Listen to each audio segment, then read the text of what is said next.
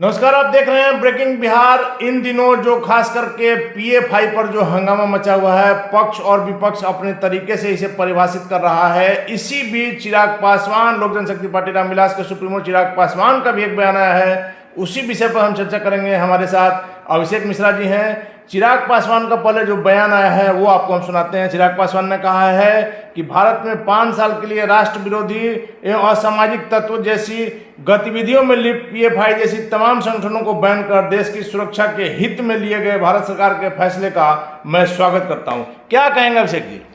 देखिए, चिराग पासवान के इस बयान को सिर्फ एक बयान मत समझिए।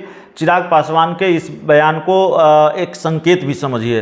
देखिए, कई दिनों से बड़ा सस्पेंस बना हुआ है, कई दिनों से चीज़ें क्लियर नहीं हो पा रही हैं। कई बार हम ही लोगों ने ये खबर दिखाई कि चिराग पासवान केंद्र सरकार में मंत्री बनेंगे। अब मंत्री बनना तकरीबन तय है और हमने यूं ही नहीं दिखा दी थी, अंदर खाने से हमारे पास जानकारी थी। और बल्कि आपने तो बाकायदा एक इंटरव्यू किया पार्टी के प्रवक्ता का, और आपके इंटरव्यू में हम लोगों की खबर पर, आपकी खबर पर खुद चिराग पासवान की पार्टी के प्रवक्ता ने मुहर लगाई। और तब ये कयास मजबूत हो गए, आसार मजबूत हो गए कि चिराग पासवान को तो केंद्रीय मंत्रिमंडल में जगह मिलने जा रही है।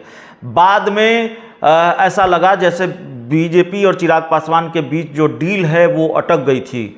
फिर बाद में ये लगा कि लगता है डील पूरी तरह से ख़त्म हो गई है और चिराग पासवान और बीजेपी के बीच की दोस्ती की संभावनाएं पूरी तरह से ख़त्म हो गई हैं। लेकिन हमने कहा कि इस बयान को संकेत समझिए। संकेत यह है कि चिराग पासवान और भारतीय जनता पार्टी के बीच का रिश्ता पूरी तरह से ख़त्म नहीं हुआ है।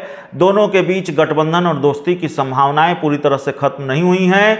चिराग पासवान पीएफआई बैन को लेकर पूरी तरह से केंद्र सरकार और बीजेपी के समर्थन में खड़े हो जाते हैं, और तुरंत खड़े हो जाते हैं ऐसे वक्त में जब लालू यादव आरएसएस पर बैन करने की मांग करते हैं। दूसरा कोई राजनीतिक दल, गैर भाजपाई दल बीजेपी के साथ खड़ा नहीं होता है, उस तरह से खुलकर खड़ा नहीं होता है। तो ऐसे में चिराग पासवान जब खड़े होते हैं तो फिर इसको क्यों न इस बात का संकेत माना जाए कि दरअसल संभावनाएं अभी बची हुई है। चिराग पासवान का बीजेपी प्रेम अभी जिंदा है और बीच का रास्ता निकालने की कोशिश शायद हो रही है, और चिराग पासवान की एनडीए में एंट्री की संभावना अभी बनी हुई है।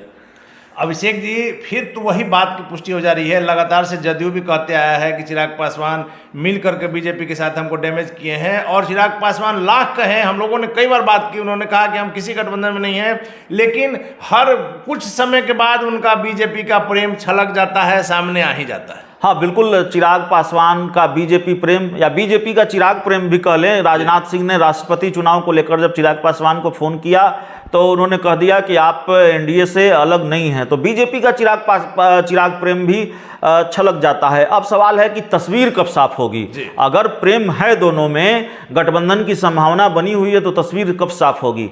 देखिए, बिहार में उपचुनाव होना है सर, 3 सीटों पर उपचुनाव होना है। मुजफ्फरपुर की कुढ़नी, मोकामा और गोपालगंज, इन 3 सीटों पर जो उपचुनाव होने हैं, इसमें चिराग पासवान का स्टैंड क्या होगा? हमने जब ये सवाल पूछा चिराग पासवान से बिहार उपचुनाव को लेकर, तो उन्होंने उसमें बहुत दिलचस्पी नहीं दिखाई। उन्होंने ये कहा कि हमारा जो संसदीय बोर्ड है वो इस पर फैसला लेगा।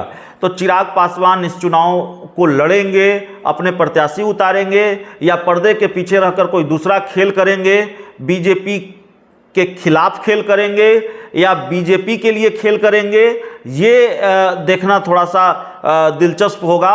और फिर तस्वीर साफ होगी कि चिराग पासवान वाकई मजबूती से बीजेपी के साथ खड़े हैं, नहीं खड़े हैं, और उनका गठबंधन भारतीय जनता पार्टी के साथ होने जा रहा है कि नहीं होने जा रहा है।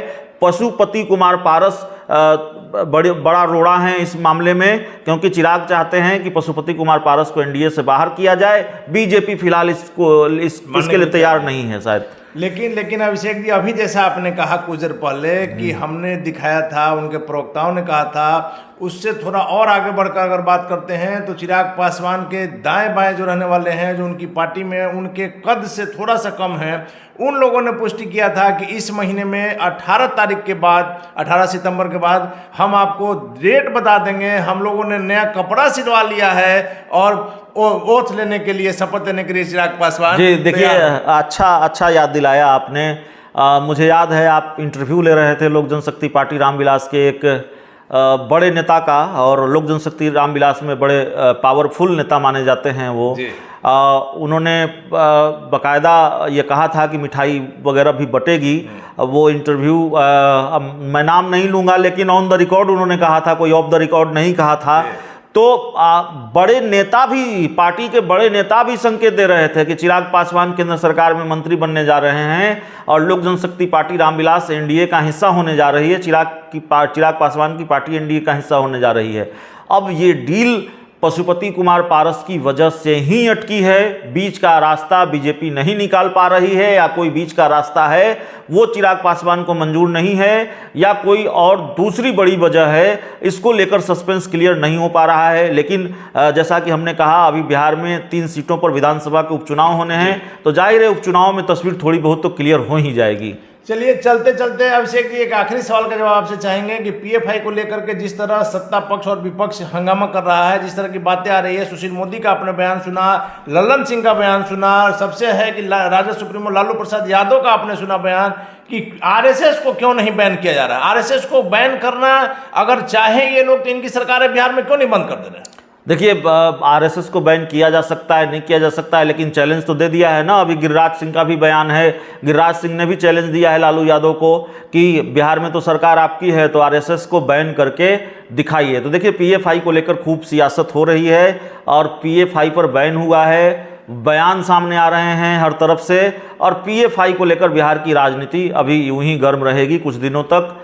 ये बात भी तकरीबन तय नजर आ रही है। अपने अपने राजनीतिक फायदा के लिए लोग बयान दे रहे हैं। बिल्कुल बिल्कुल। चलिए, तमाम जानकारी के लिए आपका बहुत बहुत धन्यवाद अभिषेक जी। तो ये थे हमारे साथ अभिषेक मिश्रा जी, जिन्होंने साफ तौर पर कहना है कि चिराग पासवान का जो बीजेपी प्रेम है और बीजेपी का जो चिराग पासवान का प्रेम है वो सामने आ रहा है। हालांकि कुछ बातें हैं, कुछ पेच है जिसको सुलझने में कुछ समय लगे, लेकिन इतना तय माना जा रहा है कि बीजेपी और चिराग पासवान एक साथ है, और यह निकट भविष्य में देखने को मिल सकता है। हालांकि आगे क्या होगा देखना काफी दिलचस्प होगा। फिलहाल आप बने रहें ब्रेकिंग बिहार के साथ।